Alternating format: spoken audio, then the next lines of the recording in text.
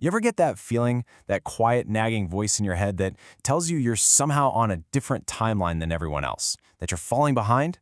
Well, today, we're going to dive into why that feeling is so incredibly common and how we can learn to navigate our own unique paths with a little more kindness to ourselves. I mean, does that hit home for you? Maybe you're scrolling through social media and you see friends hitting all these milestones that you haven't.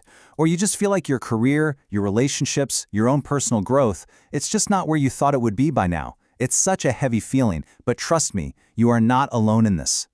Okay, before we go any further, I just want you to hear this. This is the single most important message for you today. Just let it sink in for a second.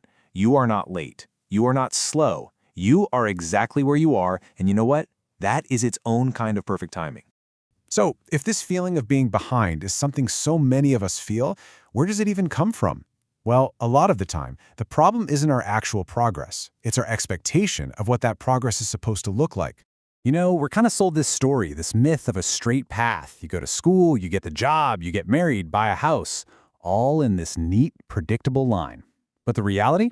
The reality for most of us is a winding journey, full of detours and pauses and turns we never ever saw coming. Let this quote really reframe how you think about this. Feeling behind is not a sign that you've messed up or that you've failed. It's just the natural, emotional fallout when your reality doesn't quite match that fictional straight line we all have in our heads. Your path is yours alone, and it was never meant to be a direct flight. But it's not just about this idea of a straight line. There's another layer to this, a really deep one. And it's a trap we all fall into. It's the comparison trap.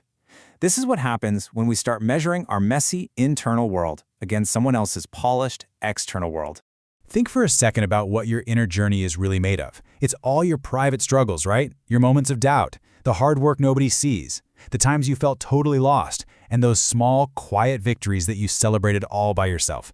It's complex, and it's messy, and it's 100% authentically you. And then, what do? We take all of that rich, complicated internal reality and we hold it up against someone else's highlight reel.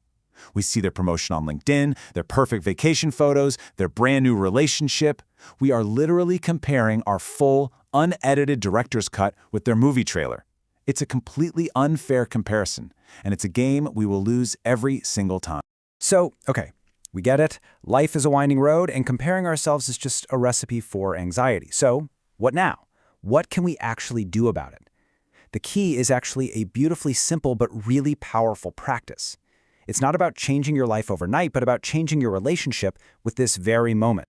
It's really just a two-step process. First step, simply notice. Just acknowledge exactly where you are right now, in your career, in your life, in your own head. And then, here's the second, and maybe the harder part, let it be. Just for a moment, let go of the need to judge it, to call it good or bad or behind. Just observe. And right there, in that moment of non-judgmental awareness, that's enough. Seriously, you don't need to have all the answers. You don't need to have the next 10 years all mapped out. Just being present with yourself right here, right now, is a huge act of self-compassion. All right, so all of this brings us to one last really crucial thought, a personal question you can carry with you long after we're done here. Let's just cement this idea in our minds one more time because it is so important. That feeling, that sense of being off schedule, it's an emotion. It is not a verdict on your life. It does not define your worth or the incredible value of your unique journey.